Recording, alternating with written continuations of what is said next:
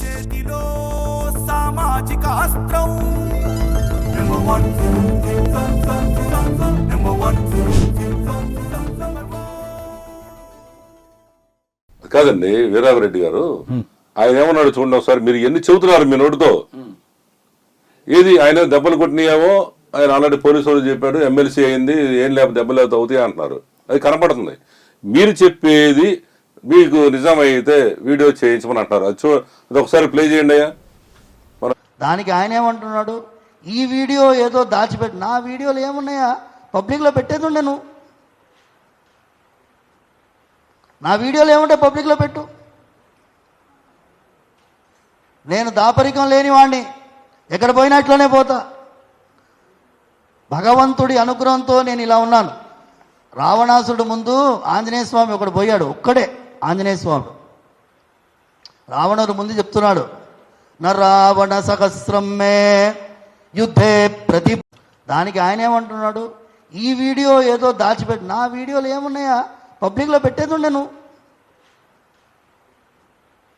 నా వీడియోలు ఏముంటే పబ్లిక్లో పెట్టు. నేను దాపరికం లేని వాడిని, ఎక్కడ పోయినా ఇట్లనే పోతా. భగవంతుడి అనుగ్రహంతో నేను ఇలా ఉన్నాను. రావణాసుడు ముందు ఆంజనేయ స్వామి ఒకడు పోయాడు, ఒక్కడే ఆంజనేయ స్వామి. రావణుడు ముందు చెప్తున్నాడు, న రావణ సహస్రం మే యుద్ధే ప్రతి. దానికి ఆయన ఏమంటున్నాడు, ఈ వీడియో ఏదో దాచిపెట్టి, నా వీడియోలు ఏమున్నాయా పబ్లిక్లో పెట్టేది ఉండే, నువ్వు నా వీడియోలు ఏముంటే పబ్లిక్లో పెట్టు. మన వీరరాఘవరెడ్డి గారు పాపం అంత పెద్ద ఆయన, అంత పెద్ద పండితుడు, మాకు కూడా బాధగా ఉంది చూస్తుంటే. ఎందుకంటే ఎవిడెన్స్ లేనిదే ఆయన ఏం చేయడం కరెక్ట్ కాదండి. ఆయన ఏం చెప్తున్నారు, మీకు వీడియోలు అంటే పబ్లిక్లో పెట్టవయా అన్నాడు ధైర్యంగా. మీరు ఎందుకు పెట్టలేకపోతున్నారు? ఆ రోజే కాళ్ళు పట్టుకుని ఈ వీడియో బయటకు పెట్టొద్దు, ఎవరితోనూ ఈ విషయం చెప్పొద్దు అని కాళ్ళు పట్టుకు బ్రతిమలాడి, ఉన్న ఇద్దరు ఆడపిల్లలు ఒక ఆవిడకి పెళ్లి కాలేదు కాబట్టి బయట పెట్టొద్దని బ్రతిమలాడిన పెద్ద ఆయనండి ఆయన.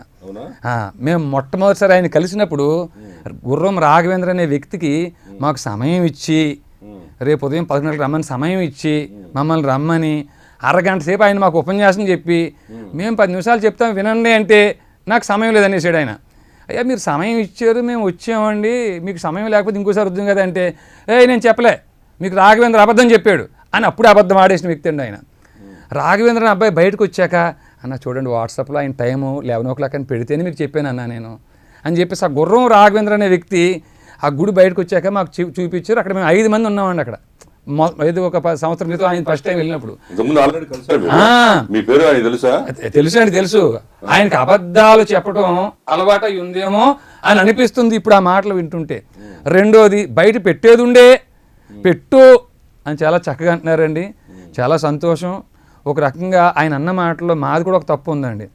అప్పుడే మేము చూసినప్పుడే ఆ మహిళలను కూడా బట్టలు వేసుకోనివ్వకుండా, ఆయన కూడా పంచి కట్టుకోనివ్వకుండా మొత్తం వీడియో తీసి ఆ కింద ప్రదక్షిణ చేస్తున్నటువంటి భక్తులందరినీ పిలిచి చూపించి, పోలీసులు కూడా 100కి మేము ఫోన్ చేసి ఈయన భాగవతం బయట పెట్టుంటే ఇంక అవకాశం ఉండేది కాదు. కానీ గుడి పరువు పోవద్దు, విన్నారా పెద్ద, అక్కడ ఆడపిల్లల జీవితాలు నాశనం అవ్వద్దు అని మేము ఆలోచించడం మాది కూడా తప్పే అయ్యా. రెండవది, ఆయన వెనకాల రేవంత్ రెడ్డి గారు లాంటి పెద్దవాళ్ళు ఉన్నారు.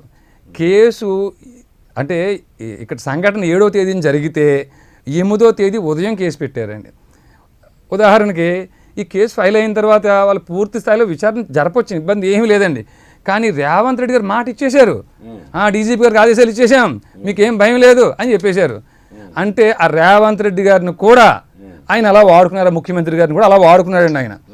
అయితే పెద్ద స్థాయి వ్యక్తులు, ఆయనకి పెద్ద పెద్ద పరిచయాలు ఉన్నాయి. గుడికి రోజు 1000 మంది వస్తారు, నా పేరు గుర్తుండకపోవచ్చండి ఆయనకి.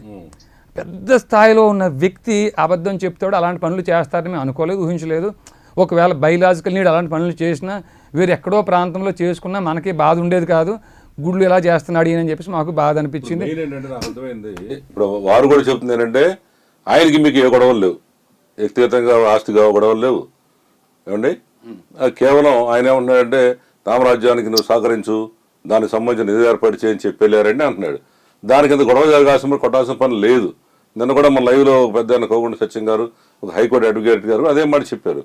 ఇప్పుడు ఇది మీరు చెప్పే వాదన ఏంటంటే అక్కడ జరిగింది ఆ సంఘటన చూసి మాకు బాధ కలిగింది అంటున్నారు. అంతే అంతే. కానీ ఆయన ఏమన్నారు, ఇప్పుడు ఉంటే బయట పెట్టవయా అంటాడు, మీరేమో. అదే ఆయన ధైర్యం ఏమిటంటే తెలంగాణ సీఎం నా చేతిలో ఉన్నాడు, డీజీపీ నా చేతిలో ఉన్నాడు, ఫోన్లన్నీ సీజ్ చేసాం, వాళ్ళు స్పష్టంగా చెప్పుంటారు ఆయనకి, అయ్యా వీడియోలన్నీ మేము ఎక్కడెక్కడ డిస్ట్రాయ్ చేసాం, మీకు ఏం భయం లేదు, వాళ్ళ దగ్గర ఏమి అంటే సాంకేతిక పరిజ్ఞానంతో పోలీసులు మా ఫోన్లు ఇప్పుడు కూడా ట్రాక్ చేస్తానే ఉన్నారు. 15 ఫోన్లు సుమారు వాళ్ళు సీజ్ చేసి ఉన్నారండి. పోలీసు అరెస్ట్ చేసినప్పుడు అంటే నేనేం చెప్పినా మరి నా ఎవరైతే తోటి సహచరులు ఉన్నారో అందరు ఫోన్లు ముందు కావాల్సింది ఫోన్ లోపల వీడియోలు, ఫోన్ కోసమే చూశారు ముందు, ఫోన్ కావాలి. ఈయన రంగరాజన్ గారు కూడా బయట పెట్టేది ఉండే అంటున్నారు కదండి. ఈయన చాలా గొప్పగా చెప్పారు కదా. ఆయన ప్రియ శిష్యులు అటండి కేడీఆర్ గారు, ఆయనకి ఫోన్ చేసి 1 గంట ఈయన మాట్లాడి అయ్యి ఇలా జరిగింది, నాకు అన్యాయం జరిగింది, నన్ను కొట్టారు అని మనకి ఇప్పుడు చెప్పినట్టు ఆయనకు కూడా చెప్తే పాప ఆయన దాన్ని విని తట్టుకోలేక, గురువుగారు ఆయన అన్యాయం జరిగిందా, మీకు మమ్మల్ని స్పందించమంటారా, వీడియో పెట్టమంటారా అని అడిగితే, వద్దు నాయన, నా దగ్గర వారి వీడియోలు ఉన్నాయి, అవి బయటకు వస్తే నా పరువు పోతుంది, నేను తలెత్తుకోలేను, నేను అది ఇంకా అసహ్యం అయిపోతుంది, కాబట్టి ఆ వీడియోలు బయటకు రాకుండా చూడండి అని ప్రాధేయపడ్డారు అని ఈయన శిష్యులు ఆ కేడీఆర్ అని ఆయన అన్నారండి. ఆయన మరి అంత ప్రాధేయపడటం ఎందుకండి? అయ్యా దాంట్లో ఏమీ ఇది లేకపోతే, మీ పక్కన తప్పే లేకపోతే ఆ కేడీఆర్ గారికి ఫోన్ చేసి మీరు ప్రాధేయపడటం ఎందుకు? సాక్షాత్తు వెంకటపతి మీ చెంత ఉన్నారు, అక్కడ సీఎంలే మీ దగ్గర ఉన్నారు, అయ్యా కేంద్ర మంత్రులు ఉన్నారు, పెద్ద వాళ్ళందరూ ఉన్నారు. ఇలాంటప్పుడు మీరు ఆయనకి ఎవరికో ఫోన్ చేసి ప్రాధేయపడటం ఎందుకు?